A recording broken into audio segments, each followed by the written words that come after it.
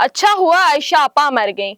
जी, हम बात कर रहे हैं उस आयशा आपा की जिसकी 7 रोज पुरानी लाश जो है उनके अपार्टमेंट से मिलती है। लोगों का कहना है कि अच्छा हुआ आयशा मर गई।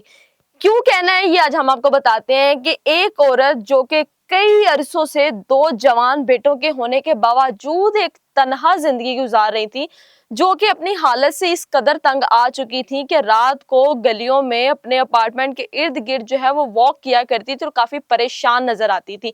और जब वो थक जाती थी तो चीखने लगती थी और लोगों को पुकारती थी, लेकिन लोगों के उनके पास आने पर, हमसायों के पास आने पर वो मजीद उन पर गुस्सा करती थी और उनको कहा करती थी कि मुझे तन्हा रहने दो। हम बात कर रहे हैं पाकिस्तान ड्रामा इंडस्ट्री की नामवर अदाकार आयशा खान की, जो कि 7 दिन पहले इंतकाल कर जाती हैं और उनकी डेड बॉडी इस सूरत में उनके अपार्टमेंट से निकाली जाती है जबकि मोहल्ले में, सोसाइटी में स्मेल बेकदर फैल जाती है। अब हम अगर बात करें तो ऐसा क्यों होता है? सबसे पहले हमारी यहाँ पर गलती होती है कि हम अपनी जिंदगी में अपने बच्चों की मोहब्बत में इतने पागल और अंधे हो चुके होते हैं कि हम लोग अपना सब कुछ उन पर वार देते हैं। जी बिल्कुल, ऐसा ही आयशा ने किया। उन्होंने अपने बच्चों को बुलाकर अपनी जितनी भी प्रॉपर्टी थी उन दोनों में एक तकसीम कर दी।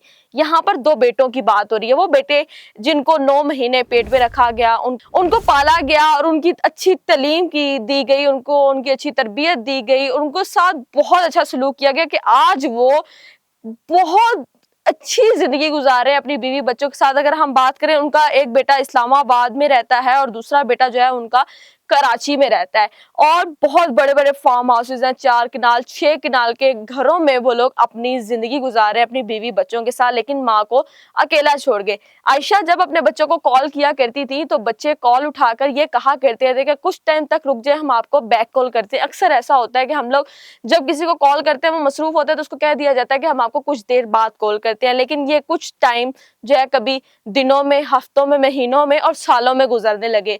आयशा आपा कई साल से तन्हा जिंदगी गुजार रही थी और जब इनकी बहन खालिदा की डेथ 1996 में होती है, उसके बाद आयशा आपा बिल्कुल तन्हा हो जाती हैं और अपने बच्चों से भी ये दूर हो जाती हैं। यहाँ पर अगर बेटी होती तो बेटी लाजमन जो है अपनी वालदा को अपने घर रखती। और सबसे बड़ी बात यह है कि इनके पास इनकी टेक केयर करने के लिए कोई मुलाजमा भी मौजूद नहीं थी जो कि 7 दिन में ये खबर दे सके कि आयशा आपा के साथ आखिरकार क्या हुआ। एक तो उनका पांव फ्रैक्चर था, किस तरह उन्होंने जिंदगी गुजारी, किस तरह वो वक्त उन्होंने तन्हा गुजारा कि लोग तक उनके पास नहीं आया करते थे। मोहल्लेदारों को ये कहना है कि आयशा आपा ने बहुत ही दर्दनाक जिंदगी गुजारी है जब तक वो जिंदा थी, तो इसीलिए ये माना जाता है कि अच्छा हुआ अगर वो मर गई। अगर वो ना मरती तो वो इस दुनिया में तन्हा रह रहकर खत्म हो चुकी होती और ऐसा ही हुआ।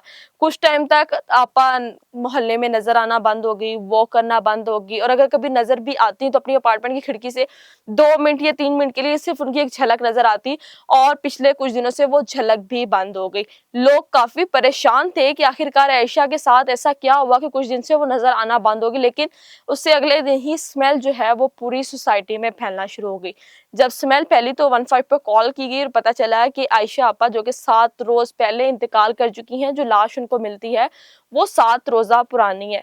हम यहाँ पर अगर बात करें इन के साथ, अगर ऐसा हो सकता है, एक नामवर अदाकार है, सीनियर अदाकार है, इनके कुलीग्स होंगे, इनके साथ उन्होंने काम किया होगा।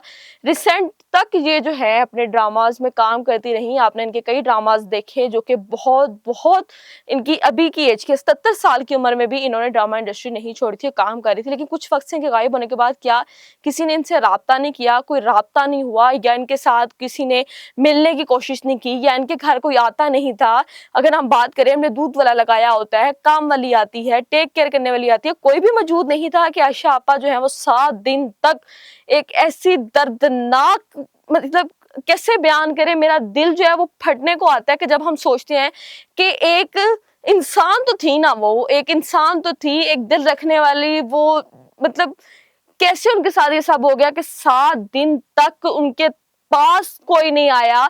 7 दिन तक उनका किसी ने पूछा नहीं कि अगर पुलिस के मुताबिक 7 रोज पुराना लाश जो है वो उनको मिलती है, अगर उनके बेटों को ये चीज पता चली तो उन्होंने क्यों नहीं पूछा? 7 दिन उनका उनकी माँ से राब्ता नहीं हुआ, वो वापस क्यों नहीं आए? यहाँ पर अगर बेटी होती तो वो रोज अपनी माँ को कॉल करती और रोज उनसे पूछती। एक दिन राब्ता ना होने पर दूसरे दिन बेटी वहां पर आ सकती थी, लेकिन क्या है कि लोग कहते हैं कि हमें बेटा चाहिए और बेटे क्या करते हैं, माँ बाप को मरने के लिए छोड़ देते हैं। ये जितने भी ओल्ड होम बने हुए हैं ये किस लिए बनाए गए? इसलिए बनाए गए कि बेटे जो हैं वो अपनी जिंदगी गुजारना चाहते हैं अपने बीवी बच्चों के साथ और माँ को जो है वो वहां पर फेंक आते हैं। अगर तो इजाजत होती ना बेटी को कि वो शादी के बाद अपने माँ बाप को अपने पास रख सकती है, तो ये ओल्ड एज होम आज यहाँ पर ना होते, हमें नजर भी ना आते, क्योंकि माँ बाप जो है वो बेटियों के घर रह रहे होते। लेकिन क्या ये दस्तूर है और ये हमने इसको बर्दाश्त करना है? आज आप अपने माँ बाप के साथ कर रहे हैं, कल को आपकी औलाद भी आपके साथ करेगी, क्योंकि जैसी करनी वैसी भरनी।